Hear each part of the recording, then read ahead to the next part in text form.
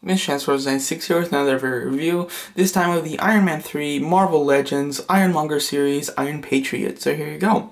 So this is probably the one that I was most anticipating before I got any of them, just because I'm a big fan of the Iron Patriot character, so definitely wanted to get this one. As far as the box, first it's Marvel Legends Iron Patriot, it's the Ironmonger series. Up top there's a picture of the Mark 42. On the back, you got a nice picture artwork of the Iron Patriot. Same artwork used for the 3¼ inch version, if I'm not mistaken.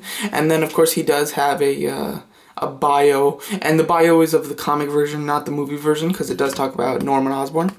Norman Osborn. And then you have a picture of the Iron Patriot figure. On the bottom, you get a picture of the rest in the wave. There's Ironmonger if you want to complete him, the classic Iron Man, and the heroic age Iron Man.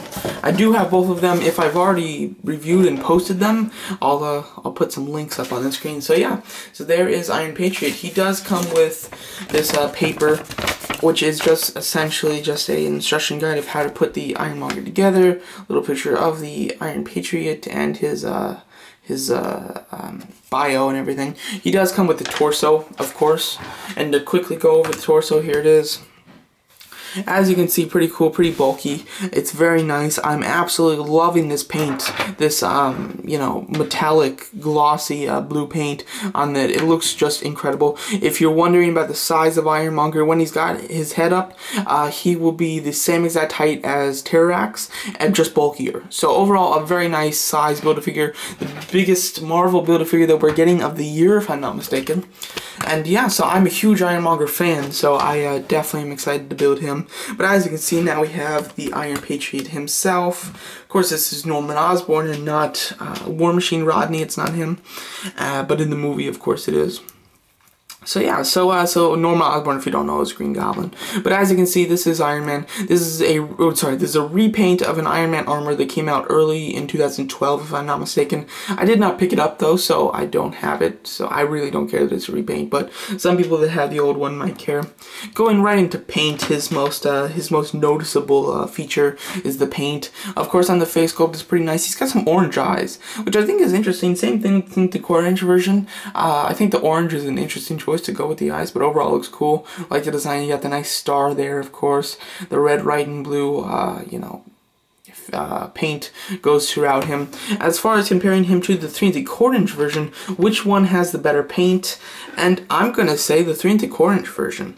The red on the 6" version is a very glossy red. It looks awesome, but the red on the 3¼ inch one is a metallic red throughout it. So I like the red on the 3¼ inch version more than the white over here. Is a very nice shiny white. This is a shiny silver. I think the silver looks a lot better, but still gets the point across that it's red, white, and blue. And then as far as the blue shades are a little interesting. They're pretty different.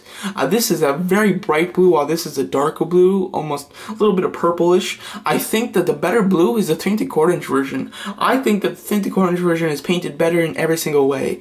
That is just me though. Just comparing the blue, I don't know if it's picking up, but they're very different shades of blue. Overall, I think that the better painted one is definitely going to be the 3¼ inch version. That's just me. I think that the 3¼ inch version is a wonderful painted figure just overall as a figure. That's the version that got me into collecting Marvel Universe. Sorry, he doesn't stand up. He does have the worst problem about standing up, mostly because of his loose ankle joints and articulation in the thighs.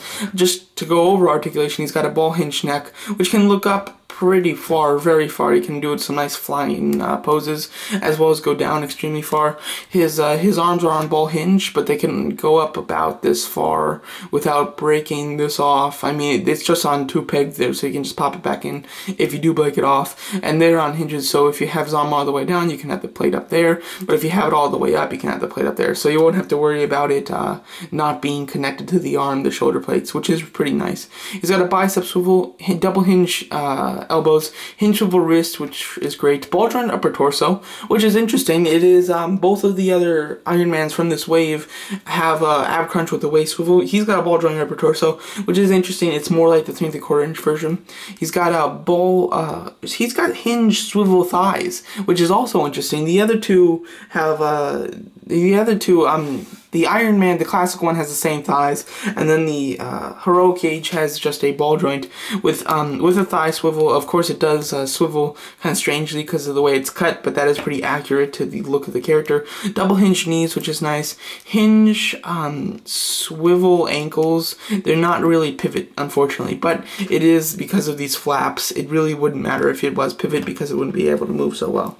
Now with the thighs, they go out to about this, but what I was really impressed with that I really loved is that these little circles on the sides here, they can rotate up, which I think is a wonderful feature and allows you to move his legs that much now. I think that is fantastic. They definitely didn't need to put that in there. I was super surprised that they did it, and it allows us to have some great articulation and do some cool poses, and then when we're done with posing, and if we just want him standing up, we can rotate these back down where they should be, and then it all looks great and everything. Was very impressed that they decided to do that, but they did, which is great.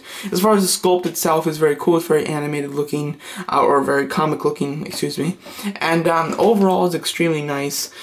So you know, he does have some loose kind of hinges on the ankle here. Makes it kind of hard for him to stand up.